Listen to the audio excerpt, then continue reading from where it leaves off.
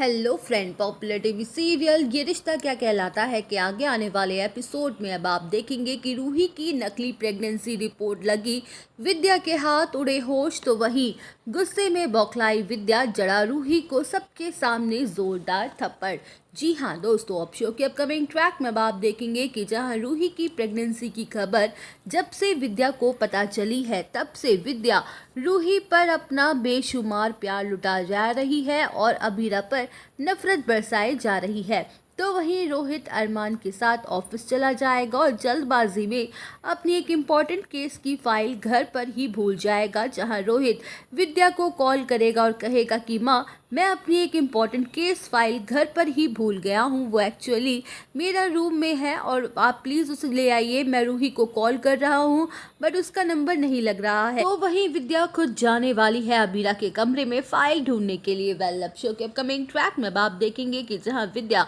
अलमीरा खोलेगी और फाइल ढूंढना शुरू कर देगी, तो वहीं सबसे पहले विद्या के हाथ लग जाएगी अबीरा की रिपोर्ट्स, जिसे देखकर विद्या गुस्से में भर जाएगी और फेंक देगी रिपोर्ट्स। और जिसके बाद फाइल ढूंढते ढूंढते विद्या के हाथ लग जाएगी रूही की मेडिकल रिपोर्ट, जहां रूही की रिपोर्ट्स देखकर विद्या के चेहरे पर खुशी की चमक आ जाएगी, लेकिन अगले ही पल उसके चेहरे की चमक,